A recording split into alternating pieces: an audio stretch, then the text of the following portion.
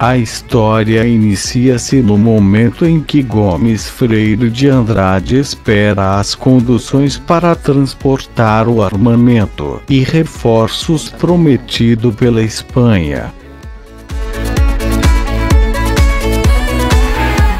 que estava indecisa, por conta da influência jesuíta naquelas terras.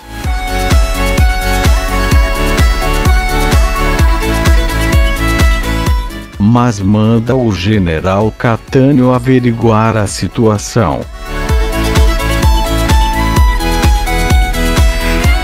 Finalmente chegam os transportes necessários trazidos por Catânio. Quando se encontram, Andrade manda realizar um desfile de suas tropas para o aliado perceber o seu poder. Após o término do desfile, Andrade convida Catânio para um banquete.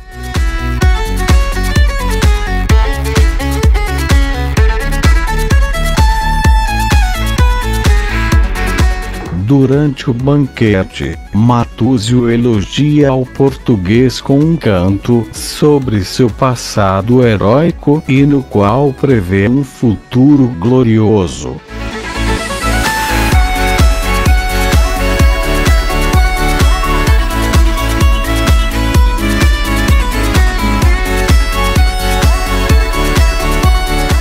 Catânio pergunta sobre o início da guerra e quais as intenções dos padres rebeldes. É a deixa para Andrade tomar a palavra e relembrar o início da guerra. Como aconteceu o início da guerra? Conta que os reis de Portugal e da Espanha resolveram os problemas de limites entre os dois impérios através da troca de terras, criando novas fronteiras. São enviados um general de cada império à região para garantir o cumprimento do Tratado de Madrid. Porém os jesuítas não obedecem, armaram os índios e os fazem lutar. Por essa razão Andrade precisa parar as demarcações e aguardar o exército espanhol para marcharem juntos contra os índios. Mas antes que os exércitos se juntem, os índios atacam o forte português em Rio Pardo, perdem o combate e muitos são feitos de prisioneiros. O general encerra a história e passa a promover alguns de seus oficiais. Por fim, batiza o local do encontro das tropas de Campo das Mercês. Decida então que esse local será chamado de Campo das Mercês.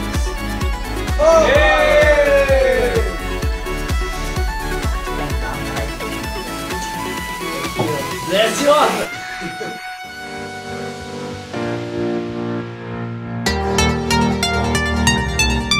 Após a união dos exércitos começa a marcha contra os 7 povos.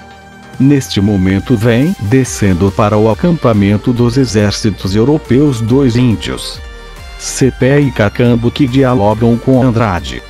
Primeiro fala Cacambo. Diz ele que as missões nada têm de interessante para os brancos a não ser o que é produzido pelos índios, sob a orientação dos padres jesuítas. Andrade explica que ele representa o rei que, em nome deste, pode punir. Diz que na realidade os padres formam um império tirânico, transformando os índios em escravos, e que o desejo de João V é que eles sejam livres. Cepé, que interrompe Cacambo, argumenta que as terras em que vivem são heranças dos antepassados que eles deveriam dá-las aos seus descendentes.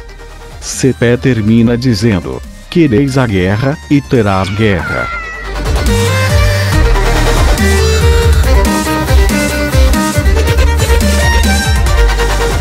Terminados os discursos e as fracassadas tentativas de paz, preparam-se para o combate. A vitória iminente dos brancos faz com que os índios comecem a bater em retirada. Lutam apenas os mais bravos, como Cepé. O governador espanhol atira no peito de Cepé, que tenta por 3 vezes se levantar antes de cair morto. Assim, sem seu grande comandante, os índios fogem protegidos por seus heróis remanescentes, Cacambo, Caitutu e Tatuguaçu. Mal sabe Cacambo que sua morte estava perto. Ele era cacique e havia se casado com Lindóia, também de origem nobre. O padre Balda, entretanto, impediu que o cacique permanecesse com a esposa, visto que queria que seu afilhado Baldeta assumisse seu posto. Com o retorno antecipado de Cacambo, Balda manda prendi-lo e por fim mata-o com licor envenenado antes que o mesmo pode se rever sua amada. Ao descobrir que seu amor estava morto, Lindóia recorre à velha feiticeira Tanajura na esperança de que ela lhe forneça algo que a ajude a encontrá-lo. A velha leva a jovem à gruta e lá prepara um feitiço com água da fonte e sobre ele diz algumas palavras.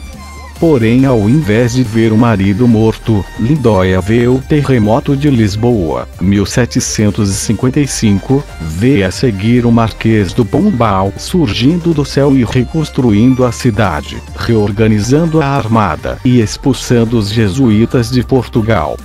Por fim vê destruída a República infame e vingada a morte de Cacambo.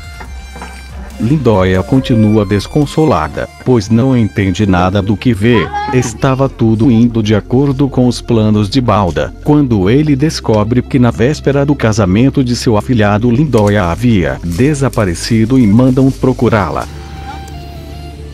Na parte mais remota do bosque Caitutu encontra, entre jasmins e rosas, Lindóia junto a uma pedra que lhe servia de lápide e um fúnebre cipreste que lhe cobria com uma sombra melancólica. No seu corpo se enrola um serpente verde que Caitutu, depois de hesitar 3 vezes, acerta com uma flecha, mas já era tarde demais.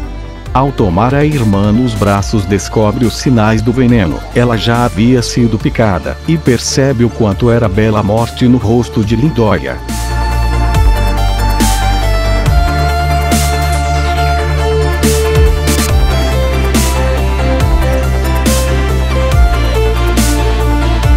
Quando Balda descobre o suicídio, proíbe que ela seja velada e sepultada, sequer permite que se chore por ela e manda deixar seu corpo exposto às feras.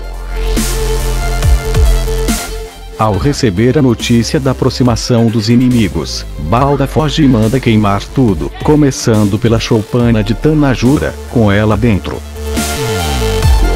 Ao entrar no grande templo dos padres jesuítas, Andrade observa uma grande pintura no teto sobre os feitos dos padres jesuítas. Ele vê uma alegoria da Companhia de Jesus, que aparece como uma entidade que submete vilas, cidades, províncias e reinos. Nas cenas pintadas, o general interpreta vários crimes e atos de corrupção cometidos pela ordem. Após observar a pintura, Andrade se apressa e vai a outra tribo para surpreender os índios e dar fim à guerra. Lá chegando, encontra os padres em fuga sorrateira, abandonando os índios à própria sorte. Após a prisão dos padres, o general português se mostra benévolo com índios e é cercado por eles em sinal de gratidão. Caía por fim a República Jesuítica no sul do Brasil.